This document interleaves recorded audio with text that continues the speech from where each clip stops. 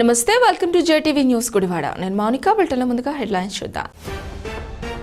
G+3 ఇళ్లు ఇంకెప్పటికీ లబ్ధిదారులకు అందిస్తారని ప్రశ్నించిన జనసేన నేత బూరుగడ్డ శ్రీకాంత్, ఇళ్లు మంజూరు చేయకుండా బ్యాంకు రుణాలు తీసుకొని ప్రజలను రాష్ట్ర ప్రభుత్వం మోసం చేస్తోందంటూ మండిపాటు.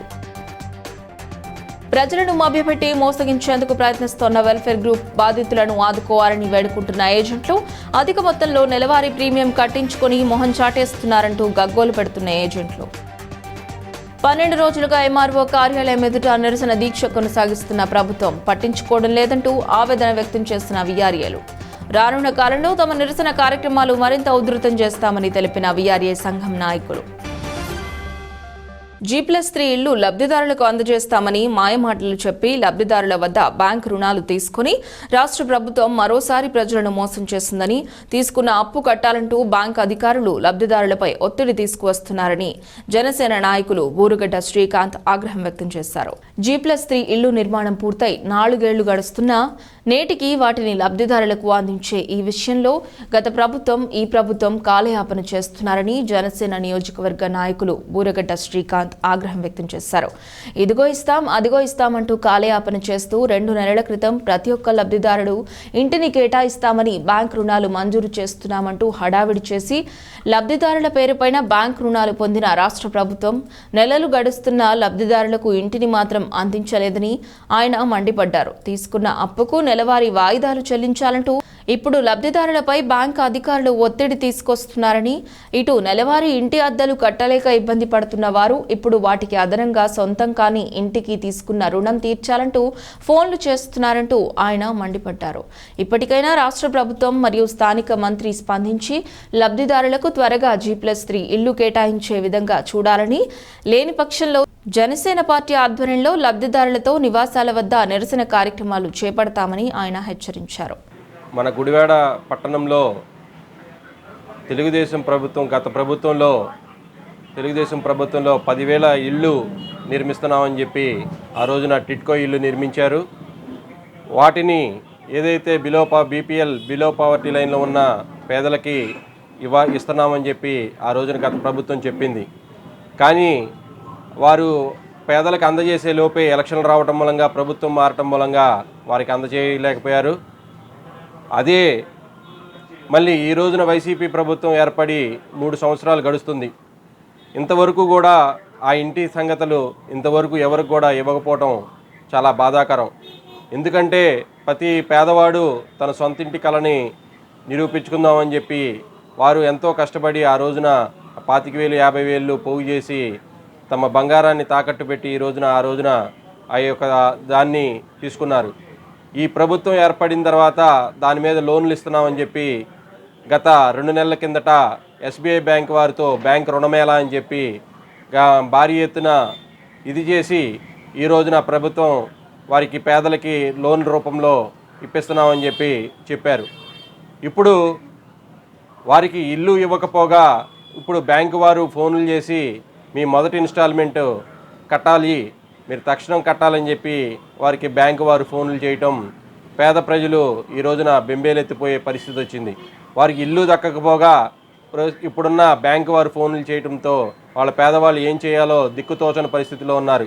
మేము ఒకటే అడుగుతున్నాం ఈ ప్రభుత్వాన్ని, వారికి వెంటనే ఇల్లు ఇప్పించాల్సిన బాధ్యత మీ ప్రభుత్వానికి లేదా? ఇక్కడ గుడివాడలో మంత్రి గారు ఉన్నారు, వారికి పేదవారికి ఇల్లు ఇస్తామని చెప్పి మళ్ళీ ఇవ్వగాదని చెప్పి అంటున్నారు. వారు కనీసం ఇల్లు ఇప్పించకపోగా ఈ రోజున ఇప్పుడు ఈఎంఐ కట్టమని చెప్పి బ్యాంకు వారు చెప్పడం చాలా బాధాకరం. కాబట్టి వెంటనే వారికి ఆ ఇల్లుని ఇప్పించాల్సిన బాధ్యత ఉంది. కాబట్టి వారికి ప్రభుత్వం వెంటనే ఇల్లు ఇప్పించాలని చెప్పి, ఏదైతే పేద ప్రజలకి అండగా ఉండాలని చెప్పి మేము జనసేన పార్టీ గుడివాడ నియోజకవర్గం తరఫున కోరుతున్నాం. ఒకవేళ వారికి ఇల్లు ఇవ్వని పక్షంలో ఆ పేదవారి అందరికీ కూడా గుడివాడ నియోజకవర్గ జనసేన పార్టీ అండగా ఉండి వారికి వెంటనే ఇల్లు ఇప్పించడానికి, అవసరమైతే వారితో ఉద్యమం చేయడానికైనా జనసేన పార్టీ సిద్ధంగా ఉంటుందని చెప్పి, దీనికి తక్షణం ఎవరైతే ప్రభుత్వ అధికారులు ఉన్నారో వాళ్ళు కానీ, ఏదైతే ప్రభుత్వం బాధ్యతగా ఉన్న మంత్రి గారు కానీ దీనికి వెంటనే పేద ప్రజలకి బాధ్యత తీసుకుని వాళ్ళకి సమాధానం చెప్పాలని చెప్పి మేము గుడివాడ జనసేన పార్టీ తరఫున డిమాండ్ చేస్తున్నాం. జై జనసేన, జై హింద్. నమ్మకానికి అమ్మ వంటిది అంటూ కల్లబొల్లి మాటలు చెప్పి వెల్ఫేర్ గ్రూప్ ఆఫ్ కంపెనీస్ పేరుతో ప్రతి నెల డబ్బులు కట్టించుకొని చివరకు తమ ప్రీమియం అయిపోయిన తర్వాత డబ్బులను చెల్లించాలని కోరగా యాజమాన్యం సిబ్బంది కుంటుసాకులు చెప్పడంతో మోసపోయామని గ్రహించిన బాధితులు లబోదిబోమంటున్నారు. నెలవారీ అతి తక్కువ ప్రీమియం చెల్లించి పెద్ద మొత్తంలో మెచ్యూరిటీ మొత్తాన్ని పొందండి అంటూ ఆశ చూపించి గ్రామ ప్రజలను టార్గెట్ చేసుకుని వెల్ఫేర్ గ్రూప్ ఆఫ్ కంపెనీస్ ఘరానా మోసానికి పాల్పడిన విషయాన్ని ఆలస్యంగా గ్రహించిన బాధితులు సొమ్ము పోగొట్టుకుని లబోదిబోమంటున్నారు.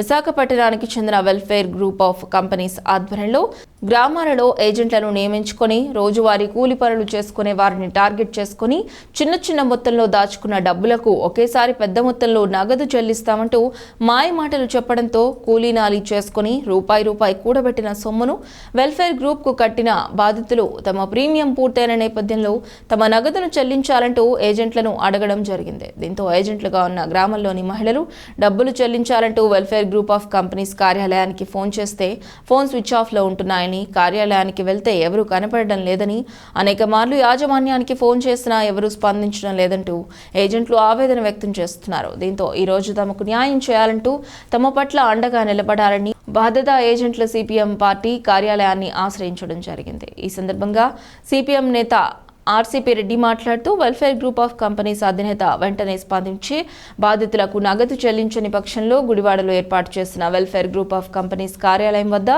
బాధితులతో కలిసి నిరసన కార్యక్రమాలు చేపడతామని ఆయన హెచ్చరించడం జరిగింది. అందరికీ నమస్తే అండి. మేము వెల్ఫేర్ గ్రూప్ ఆఫ్ కంపెనీస్లో buildings and estates private limited కంపెనీలో ఆర్డీస్ కట్టించుకుంటూ ఉన్నాము. ఇందులో OYHPS scheme, own your house plot scheme అనే స్కీమ్ ద్వారా monthly, yearly, half yearly, quarterly payments and deposits కూడా కట్టి ఉన్నాము. వాళ్ళు మెచ్యూరిటీస్ అడుగుతుంటే టైం పీరియడ్ కంప్లీట్ అయినా కూడా సంవత్సరాల తరబడి గడిపేస్తున్నారు. రేపు ఇస్తాం లేదా వచ్చే నెల ఇస్తాము, ఫండ్స్ లేవు, ఫ్లాట్స్ ఇస్తామని చెప్పి ఎప్పుడు ఏదో ఒక సాకులు చెప్తూ మమ్మల్ని మభ్యపెడుతూ ఇంతకాలం మాయమాటలు చెప్తూ కూడా ఇంకా లేట్ చేస్తున్నారు. ఎన్ని రోజుల నుంచి అని వెయిట్ చేస్తాము. మా కస్టమర్స్ మమ్మల్ని ఇబ్బంది పెడుతున్నారు. ముందు ఏజెంట్స్గా ఉన్నందుకు మీరు మా కళ్ళ ముందు కనిపిస్తున్నాము. మిమ్మల్ని మేము బేస్ చేసుకుని కట్టాము. మాకు కంపెనీస్ ఎక్కడున్నాయి తెలియదు, హెడ్ ఆఫీసులు ఎక్కడున్నాయి తెలియదు, బ్రాంచ్ ఆఫీసులు ఎక్కడున్నాయి తెలియదు. అటువంటి మేము అక్కడికి వెళ్ళి అడగలేము. మీరు మా కళ్ళ ముందు కనిపించి ఉన్నారు కాబట్టి మీరే మాకు డబ్బులు కడతారా లేదా అని చెప్పి మాకు పేకల మీద కూర్చుంటున్నారు. మేము మమ్మల్ని జాయిన్ చేసిన సీనియర్స్ని అడుగుతుంటే హెడ్ ఆఫీస్కి ఫోన్ చేసుకోండి, వైజాగ్ ఫోన్ చేసుకోండి అని చెప్పి అంటున్నారు. కానీ ఎప్పుడు వైజాగ్కి ఫోన్ చేసినా ఫ్లాట్స్ అవ్వలేదమ్మా, ఫండ్స్ అందలేదు, ఫండ్స్ అందిన తర్వాతే ఇస్తామంటూ మళ్ళా విజయప్రసాద్ గారు, ఆల శ్రీనివాసరావు గారు, సంధ్యావల్లి గారు, రాణి గారు, అచ్యుత్ గారు వీళ్ళందరూ హెడ్ ఆఫీస్ నుంచి ఫోన్ చేసి చెప్తూనే ఉంటున్నారు. కానీ ఒక్కొక్క కస్టమర్ కూడా 2016 నుంచి మెచ్యూరిటీస్ అనేవి మాకు క్లియర్ చేయడం లేదు. ఒకరోజు 2 రోజుల నుంచి ఆగుతాం, కానీ సంవత్సరాల తరబడి గడిపేస్తుంటే అగ్రిగోల్డ్ మోసం చేసింది, మీ వెల్ఫేర్ ఎందుకు మోసం చేయదని చెప్పి కస్టమర్స్ మమ్మల్ని నడి రోడ్లో నిందిస్తున్నారు. ఫస్ట్లో టీవీస్లో కూడా, అన్ని ఛానల్స్లో కూడా, గ్రూప్ మీటింగ్స్లో కూడా, టీవీ అడ్వర్టైజ్మెంట్స్ కూడా వెల్ఫేర్ గ్రూప్ ఆఫ్ కంపెనీస్ నమ్మకానికి అమ్మ వంటిది అని చెప్పి గొప్పలు చెప్పిన వాళ్ళు ఇప్పుడు గ్రూప్ మీటింగ్స్ ఇళ్లకాడ పెట్టిన సీనియర్స్ కూడా మాకు డైరెక్టర్గా కనిపించి మాట్లాడమన్నా మేము ఊళ్ళో లేవమ్మా, వేరే చోట ఉన్నాము, పని మీద వెళ్ళాము, మీరెవరు ఆఫీస్కి రావద్దు, ఆఫీస్ ఓపెన్ చేయలేదు, క్యాష్ లేదు, ఫండ్స్ అందిన తర్వాత ఇస్తామని చెప్పి రోజుల తరబడి ఆపేస్తున్నారు. మేము ఇంకా ఓర్పు పట్టలేక ఇంతకాలం రేపిస్తాం నాంచుతూ ఉన్న వాళ్ళందరినీ ఓర్పు పట్టుకొని కొంతకాలం ఆగాము. ఇన్నాళ్ళకి సిఐటి ఆఫీస్ ద్వారా మాకు న్యాయం జరిగిద్దని చెప్పి మేము ఇక్కడికి మా ఏజెంట్స్ అందరం కొంతమంది ఆరుగలను, జొన్నపాడు ఏరియా వాళ్ళందరూ వచ్చి ఇక్కడికి వచ్చి అడుగుతున్న అర్జీ పెట్టుకుంటున్నాము. 7వ తేదీన Gudivada 2 town police station CI Durgarao గారికి కూడా మేము కంప్లైంట్స్ పెట్టినా కూడా 10వ తేదీన మేము వచ్చి ఎఫ్ఐఆర్ సార్ మాది ఎంతవరకు ప్రొసీజర్ జరిగిందంటే, మీరు గుడివాడ మండలం కాదు, హనుమాన్ జంక్షన్ సైడు బాపులపాడు మండలం వస్తుంది, నందివాడ సైడ్ నందివాడ మండలం వస్తుంది, మా ఏరియాలో ఎందుకు పెట్టారన్నారు. మేము కట్టించిన బ్రాంచ్ ఆఫీసులు గుడివాడే కాబట్టి గుడివాడలోనే పెట్టుకుంటామండి, మేము కట్టించిన ఏరియా ఇదే కాబట్టి కస్టమర్స్ ఎంతెంత దూరాన్ని ఉన్నా గుడివాడ ఏరియాలోనే పాసిబిలిటీ పెరిగింది కాబట్టి మేము ఇక్కడ న్యాయం చేస్తామని వచ్చామండి అని చెప్పి అడిగాము. ఆయన కనుక్కుంటామమ్మా, హెడ్ ఆఫీస్ వాళ్ళతో మాట్లాడతాము, అవతల వైపు ఎమ్మెల్యే బలమైన వాళ్ళు మనకి న్యాయం జరిగిద్ది, ఎప్పటికొస్తుందో ఎన్నాళ్ళకి వస్తుందో చూద్దాం, వెయిట్ చేయండి అనే మాటలు చెప్పారు. కానీ కరెక్ట్గా ప్రొసీజర్ మాకు జరగలేదు సార్ ఇంతవరకు.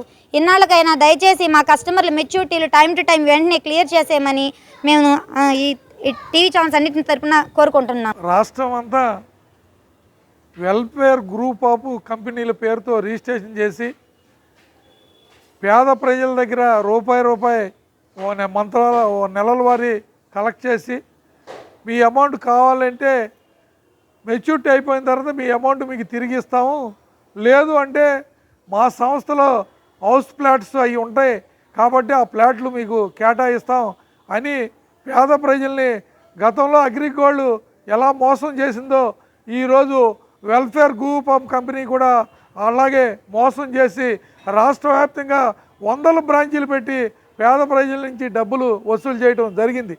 ఈయన ఒక పార్టీకి పెద్ద ఈరోజు రాష్ట్రంలో 101 ఎమ్మెల్యే 101 మంది ఎమ్మెల్యేలు గెలిపించిన వైఎస్ఆర్సీపీ ఎమ్మెల్యే విజయప్రసాద్ ఎండి ఒక డాక్టరు ప్రజలను ఎలా మోసం చేశాడనేది ఉదాహరణగా ఈయన మీద ప్రభుత్వం తక్షణం చర్యలు తీసుకుని పేద ప్రజల డబ్బులు తిరిగి పేద ప్రజలకి ఇప్పించాలని ఈరోజు మేము డిమాండ్ చేస్తున్నాం. ఈ పరిస్థితిలో వీళ్ళు ఎట్టి పరిస్థితుల్లో ప్రభుత్వం స్పందించకపోతే ఆయన్ని అరెస్ట్ చేయడమే కాకుండా వీళ్ళ డబ్బులు వీళ్ళకి తిరిగి ఇవ్వకపోతే ఈ గుడివాడ పట్టణంలో welfare group of companies office దగ్గర భారీగా ధర్నా చేసి ఆయన మీద యాక్షన్ తీసుకోవాలి. అట్లాగే రాష్ట్ర ప్రభుత్వం ఎంతో గొప్పగా ప్రతిష్టాత్మకంగా చెప్పే రాష్ట్ర ప్రభుత్వం ఒక ఎమ్మెల్యే ఎండి ఒక డాక్టర్ చదువుకున్న డాక్టరు ఇలా పేద ప్రజల్ని మోసం చేయటం అంటే ఎందుకంటే దారుణం మరొకటి లేదు. అలాంటి వాళ్ళకి ఎమ్మెల్యే టికెట్లు ఇచ్చి ఈరోజు నా ప్రభుత్వం బ్రహ్మాండంగా ఉందని చెబుతున్నారు. రోజు సంక్షేమ పథకాల గురించి బ్రహ్మాండంగా చెప్పే ముఖ్యమంత్రి గారు ఈ ఎండి గురించి ఈ ఎమ్మెల్యే గురించి ఏం యాక్షన్ తీసుకుంటారు అని ఈరోజు మేము సిపిఎం పార్టీగా ప్రశ్నిస్తున్నాం.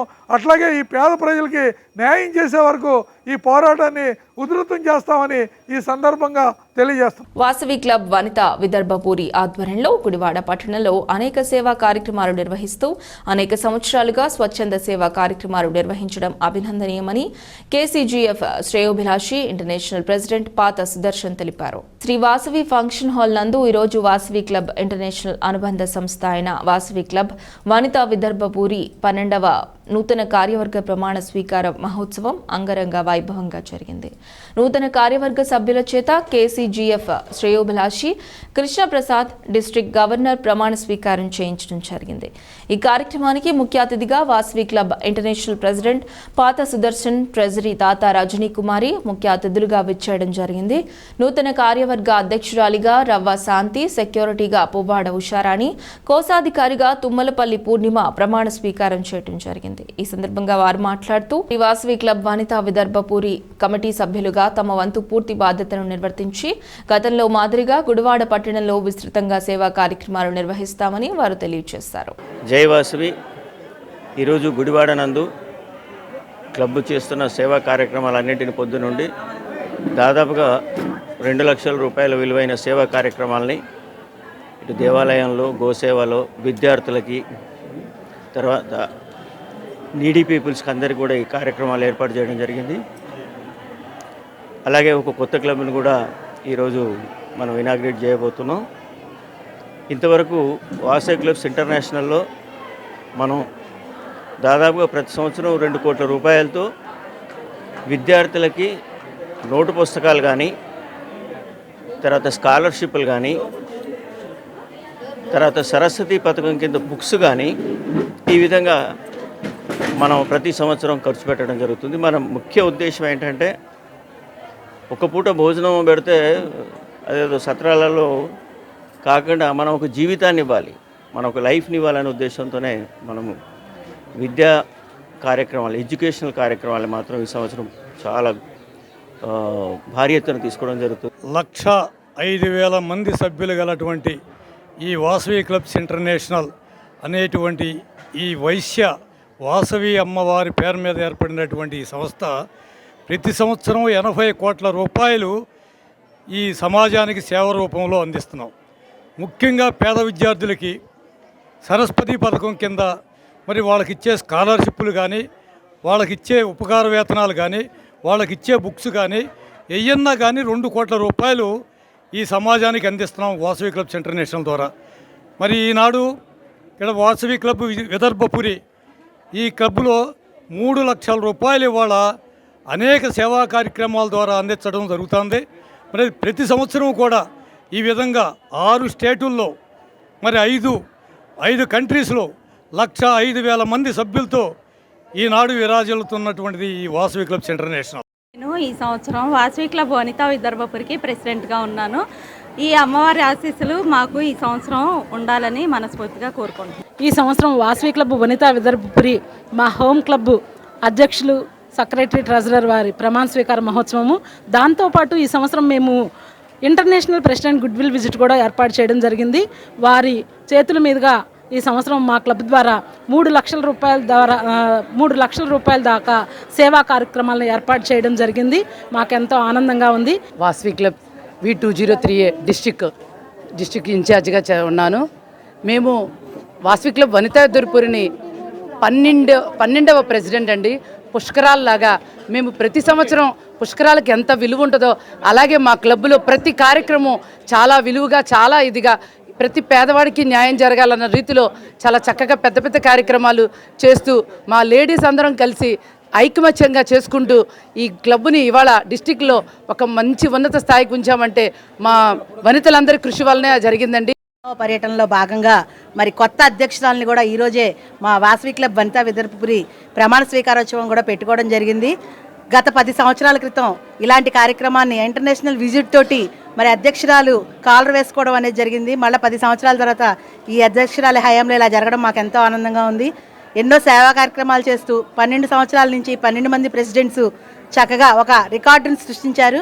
ఆ రికార్డుని ఈ ప్రెసిడెంట్ కూడా మరింత పటిష్టం చేయాలని గుడివాడలో నలుదిశల వాసవి క్లబ్ వనితా విదర్భపురి యొక్క పేరు ప్రఖ్యాతులు మరింత ఇనుమడింపు చేయాలని కోరుకుంటూ జై వాసవి, జై జై వాసవి. శ్రీ కోదండరామస్వామి వారి త్రయాహ్నిక యంత్ర సాహిత్య శిలా విగ్రహ ప్రతిష్ఠా మహోత్సవాలు ఈ నెల 18వ తేదీ నుండి 20వ తేదీ వరకు అంగరంగ వైభవంగా నిర్వహించడం జరుగుతుందని ఆలయ నిర్వాహకులు తెలియజేశారు. కృష్ణా జిల్లా గుడివాడ మండలం కల్వపూడి అగ్రహారం నందు ఈ నెల 18వ తేదీ నుండి 20వ తేదీ వరకు శ్రీ కోదండరామస్వామి వారి శిలా విగ్రహ ప్రతిష్ఠా మహోత్సవ కార్యక్రమాలు అంగరంగ వైభవంగా శాస్త్రోక్తంగా నిర్వహించడం జరుగుతుందని ఆలయ నిర్వాహకులు తెలియజేశారు. ప్రతిరోజు స్వామివారి ఆలయంలో ప్రత్యేక పూజా కార్యక్రమాలు మరియు హోమాలు నిర్వహించడం జరుగుతుందని వారు తెలియజేశారు. 20వ తేదీ అనగా ఆదివారం నాడు స్వామివారి విగ్రహ ప్రతిష్ఠా మహోత్సవం అంగరంగ వైభవంగా నిర్వహించడం జరుగుతుందని, ఈ కార్యక్రమానికి వందలాది మంది భక్తులు విచ్చేసి స్వామివారి విగ్రహ ప్రతిష్ఠా మహోత్సవం తిలకించాలని ఆలయ నిర్వాహకులు కోరడం జరిగింది. ఈ సందర్భంగా గ్రామంలో భారీ అన్న సమారాధన కార్యక్రమం నిర్వహించడం జరుగుతుందని, భక్తులందరూ స్వామివారి విగ్రహ ప్రతిష్ఠా మహోత్సవానికి రావాలని ఆలయ నిర్వాహకులు విజ్ఞప్తి చేశారు. ఈ కార్యక్రమంలో బచ్చు మణికంఠ, ఘంటసాల సుబ్రహ్మణ్యం మరియు ఆలయ కమిటీ నిర్వాహకులు, అర్చకులు పాల్గొనడం జరిగింది. కలవపూడి అగ్రహారంలో చేసిన శ్రీ కోదండరామస్వామి వారి నూతన శిలా విగ్రహ ప్రతిష్ఠా కార్యక్రమం రేపు ఉదయం 7:30 గంటలకు 8:07 ప్రతిష్ఠా కార్యక్రమం జరుగుతుంది. కావున 50 మంది భక్తులు ఈ ప్రతిష్ఠా కార్యక్రమంలో పాల్గొని అలాగే ధ్వజస్తంభ ప్రతిష్ఠ కూడా రేపు ఉదయం జరుగుతుంది. కావున 50 మంది భక్తులు ఈ ధ్వజస్తంభ ప్రతిష్టలో పాల్గొని స్వామివారి కృపకు పాత్ర కావాల్సిందిగా కోరుతున్నాం. అలాగే 11 గంటలకు అన్న సమారాధన కార్యక్రమం జరుగుతుంది. కావున ఈ అన్న సమారాధన కార్యక్రమంలో పాల్గొని వస్తు రూపైన ధన రూపైన స్వామివారికి విరాళాలు ఇచ్చి ఈ గుడిని ఇంకా అభివృద్ధి చేయవలసిందిగా కోరుచున్నాం. మన కలవపూడి అగ్రహారం గ్రామంలో 2004వ సంవత్సరంలో నిర్మించబడి అప్పుడు సిమెంట్ విగ్రహాలతో ప్రతిష్ఠ గావించబడినటువంటి శ్రీ కోదండరామస్వామి వారి యొక్క దేవస్థానానికి మరలా పునరుద్ధరించి శిలా ధ్వజ ప్రతిష్టాపన చేయాలని సంకల్పించి పోటూరు శ్రీమన్నారాయణ, పోటూరు వెంకటేశ్వరమ్మ దంపతులు ఆ గుడి నిర్మాణం కావించటం, ఈ విగ్రహాలు తీసుకురావటం, మళ్ళీ ప్రతిష్టా కార్యక్రమానికి పాల్గొనటం, ఈ ప్రతిష్టా కార్యక్రమాలు అత్యంత వైభవంగా నిర్వహించడం జరుగుతుంది. ఈ ప్రతిష్టా కార్యక్రమంలో భాగంగా 20వ తేదీ ఆదివారం ఉదయం 8:07 శ్రీ కోదండరామస్వామి వారు, శ్రీ మహాగణపతి వారు, ద్వారపాలకులు శిలాధ్వజ ప్రతిష్టాపన, శిఖర కలశ ప్రతిష్టాపన మహోత్సవములు అత్యంత వైభవంగా నిర్వహిస్తూ తదుపరి శిఖర ప్రతిష్ట, విశేష అన్న సమారాధన కార్యక్రమాలు కూడా నిర్వహించడానికి దైవుల యొక్క అనుజ్ఞ అయింది. ఆ దైవ అనుజ్ఞ ప్రకారం నడుస్తున్నటువంటి ఈ పోటూరు శ్రీమన్నారాయణ వెంకటేశ్వర దంపతులను కోదండరామస్వామి వారు ఎల్లవేళలా కరుణించి కాపాడాలని 2004వ సంవత్సరం కోదండరామస్వామి దేవాలయం కట్టాలని మనసులో నాకు అనిపించగా దాని ఆ రోజు నా సిమెంట్ విగ్రహాలతో ఇంట్రెస్ట్ చేసామండి.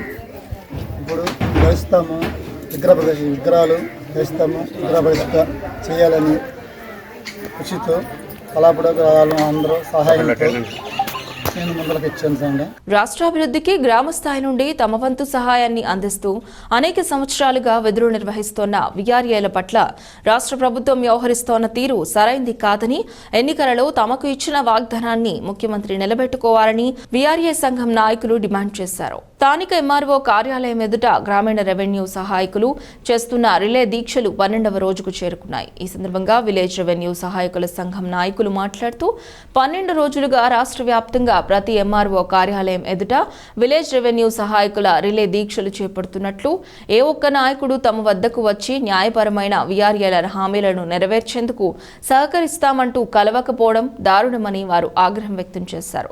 గ్రామ స్థాయిలో విలేజ్ రెవెన్యూ అసిస్టెంట్గా విధి నిర్వహిస్తూ గ్రామ అభివృద్ధికి, రాష్ట్ర అభివృద్ధికి తమ వంతు సహాయ సహకారాలు అందిస్తోన్న తమను 4th స్కేల్ ఎంప్లాయీస్ గా గుర్తించాలని, కనీస వేతనం అందించాలని వారు డిమాండ్ చేయడం జరిగింది.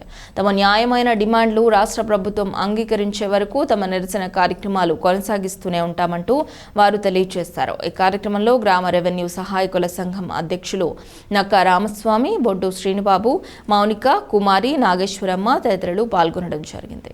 8వ తారీఖు నుంచి 22వ తారీఖు వరకు మనం రిలే నిరాహార సమ్మె నిర్వహించాం కాబట్టి మా యొక్క న్యాయమైన డిమాండ్లను ప్రభుత్వం వారు గుర్తించి సీఎం జగన్ గారు మా యందు దయ ఉంచి మమ్మల్ని ఒక ఏకతాటిగా నడిపించాలని చెప్పి మేము కోరుకుంటున్నామండి. ఈరోజు చూస్తుంటే వీఆర్ఏ జీతాలు చాలని జీతాలు, బ్రతకలేనిటువంటి జీతాలు ఇవి.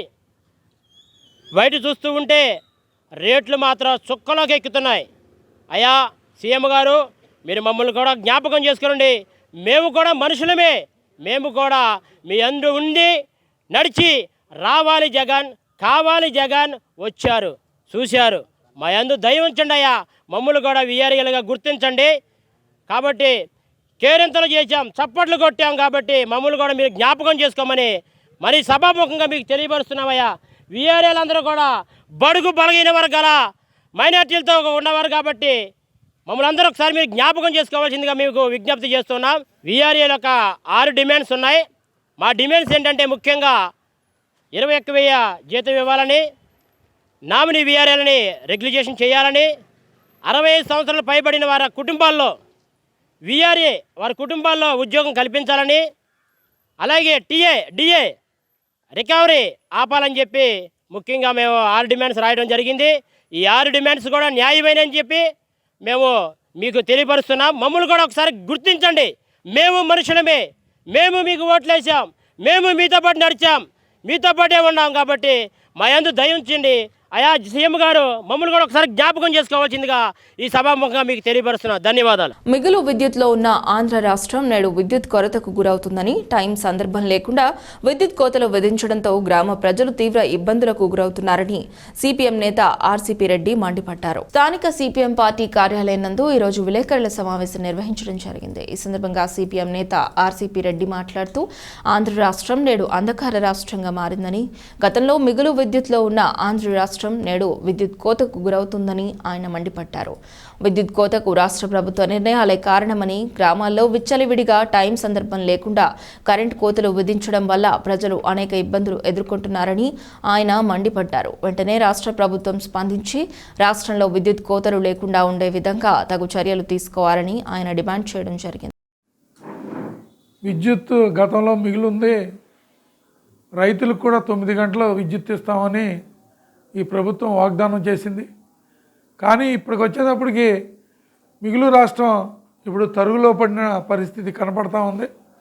కేంద్రంలోనేమో 2020 విద్యుత్ సంస్కరణ చట్టాన్ని తీసుకొచ్చారు. మొత్తం విద్యుత్ హక్కులన్నింటినీ, రాష్ట్రాల హక్కులన్నింటినీ కేంద్రం గుంజుకునే ప్రయత్నం చేస్తూ ఉంది. సెంటర్ పవర్ పాయింట్ కూడా, పవర్ స్టేషన్ కూడా, నేషనల్ పవర్ స్టేషన్ కూడా కేంద్రం కంట్రోల్కి వెళ్ళిపోయిన తర్వాత విద్యుత్కి డబ్బులు చెల్లించాలి, లేకపోతే పవర్ కట్ చేస్తామని వాళ్ళు ఓ పక్కన బెదిరించే పరిస్థితి. రెండోదేమో రాష్ట్రంలో అనేక సంక్షేమాల్లో విద్యుత్ గతంలో ఎస్సీ కాలనీలకి వాడికి 200 యూనిట్ లోపు కలితే ఫ్రీ బిల్లులు, అట్లాగే చేపల చెరువులు, రొయ్యల చెరువులు కరెంటు తక్కువకి ఇవ్వటం, ఇలాంటివన్నీ అనేక అమలు చేశారు. కానీ ఇప్పుడు వచ్చేటప్పటికి కోత విపరీతంగా పెరిగిపోయింది. అదే అన్అఫిషియల్గా ఎన్ని గంటలు పోతుంది అనే పద్ధతిలో ఇలా గ్రామాల్లో అయితే అసలు ఉదయం తీసేస్తున్నారు, 3 సార్లు తీసేస్తున్నారు. రాత్రిపూట అయితే గంటల తరబడి తీసేసి నానా ఇబ్బందులు పడుతున్నారు విద్యార్థులు చదువుకుంటా కాటికి. కాబట్టి ప్రభుత్వం ఎప్పటికైనా ఈ విద్యుత్ పాలసీని కరెక్ట్గా స్ట్రెంథన్ చేసి రాష్ట్రంలోనేమో ప్రభుత్వం రెండో పక్కన సంస్కరణలు అమలు చేయడానికి ఏమో ఊగుతుంది, విద్యుత్తుకేమో ఇప్పుడు రైతులకేమో మీటర్లు పెడుతున్నారు ఒక పక్కన, రెండో పక్కన సంస్కరణలన్నీ తీసుకొచ్చి రాష్ట్రం ప్రజల మీద రుద్దుతూ కోతలు కూడా పెరిగిపోయినాయి, రేట్లు కూడా విపరీతంగా పెరిగినాయి. గతంలో కన్నా ఇప్పుడు విద్యుత్ రేట్లేమో ఏదో ట్యాక్సుల పేరుతోనో అదనంగా బిల్లులు చెల్లించాల్సిన పరిస్థితి వస్తుంది. కాబట్టి ఈ కోతల్ని నియంత్రించాలి. ఇమీడియట్లీ ప్రభుత్వం ఎంత షార్టేజ్ ఉంది, దానికి ఏ పద్ధతిలో అనేది ప్రభుత్వం ప్రణాళిక చేయకపోతే అనేక ఇబ్బందులు ఎదుర్కోవాల్సిన పరిస్థితి వస్తుంది. బులెటిన్ ముగించే ముందు హెడ్లైన్స్ మరోసారి. G+3 ఇళ్లు ఇంకెప్పటికీ లబ్ధిదారులకు అందిస్తారని ప్రశ్నించిన జనసేన నేత బూరుగడ్డ శ్రీకాంత్, ఇళ్లు మంజూరు చేయకుండా బ్యాంకు రుణాలు తీసుకొని ప్రజలను రాష్ట్ర ప్రభుత్వం మోసం చేస్తోందంటూ మండిపాటు. ప్రజలను మభ్యపెట్టి మోసగించేందుకు ప్రయత్నిస్తోన్న వెల్ఫేర్ గ్రూప్ బాధితులను ఆదుకోవాలని వేడుకుంటున్న ఏజెంట్లు అధిక మొత్తంలో నెలవారీ ప్రీమియం కట్టించుకుని మొహం చాటేస్తున్నారంటూ గగ్గోలు పెడుతున్న ఏజెంట్లు. 12 రోజులుగా ఎంఆర్ఓ కార్యాలయం ఎదుట నిరసన దీక్ష కొనసాగిస్తున్న ప్రభుత్వం పట్టించుకోవడం లేదంటూ ఆవేదన వ్యక్తం చేస్తున్న వీఆర్ఏలు. రానున్న కాలంలో తమ నిరసన కార్యక్రమాలు మరింత ఉధృతం చేస్తామని తెలిపిన వీఆర్ఏ సంఘం నాయకులు. ఇవి బులెటిన్ విశేషాలు. మరో బులెటిన్లో మళ్ళీ కలుద్దాం. అంతవరకు సెలవు. నమస్తే.